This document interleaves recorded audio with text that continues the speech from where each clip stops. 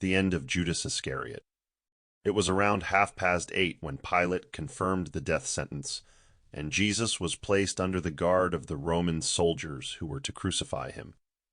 As soon as the Romans took charge of Jesus, the accusers from the Sanhedrin returned to their council chamber in the temple. There they found other members of the Sanhedrin waiting for the outcome of the verdict. The atmosphere was jubilant. They had once again succeeded as a group in breaking the individual, Pilate. While Caiaphas was reporting to the Sanhedrin on Jesus' conviction, Judas appeared before them to claim his reward for the role he had played in the arrest and condemnation of his master. Throughout Jesus' interrogation by Caiaphas, and during his presentation to Pilate, Judas had been tormented by his guilty conscience for his treacherous behavior. He was also becoming somewhat disillusioned by the cold and unapproachable attitude of the Jewish authorities. He felt ignored by everyone, which was true, as the accusers who knew what he had done despised him.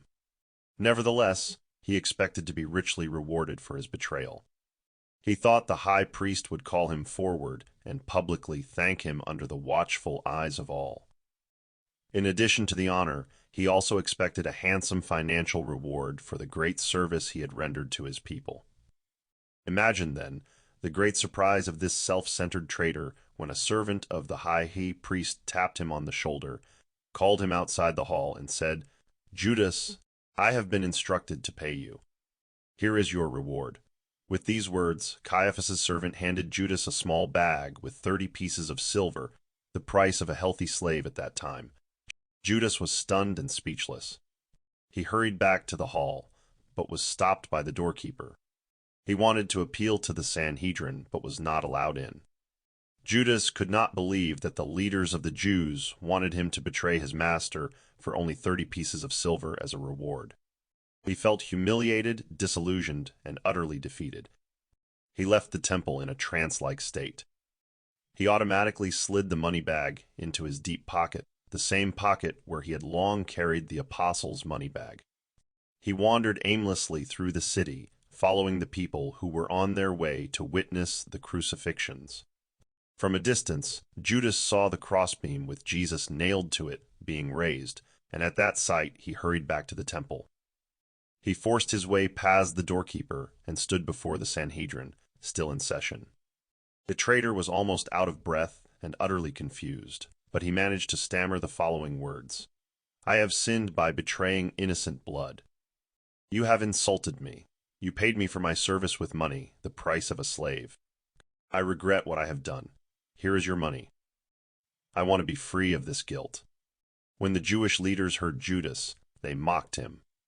One of them, who was sitting near where Judas stood, motioned for him to leave the hall and said, "Your master has already been put to death by the Romans, and as for your guilt, what does that have to do with us? That's your concern. Now leave." As Judas was thrown out of the Sanhedrin's council chamber, he pulled the 30 pieces of silver from his bag and threw them across the floor of the temple. When the traitor left the temple, he was nearly beside himself. Now Judas fully realized the true nature of sin. All the allure, enchantment, and thrill of wrongdoing had vanished. Now the wrongdoer stood alone, face to face with the judgment of his disillusioned, disappointed soul. Sin had been enticing and adventurous to commit, but now he was confronted with the harvest of stark, unromantic facts. This former ambassador of the kingdom of heaven on earth now wandered the streets of Jerusalem, abandoned and alone. His despair was hopeless and nearly absolute. He left the city and wandered for a few hours until he reached the valley of Hinnom, where he took stock of his situation. He climbed a steep cliff, took the belt of his outer garment, tied one end to a small tree, put the other around his neck, and threw himself into the abyss. Before he died, the knot he had tied with his trembling fingers came loose, and he fell off the ledge, his body smashing against the rocks.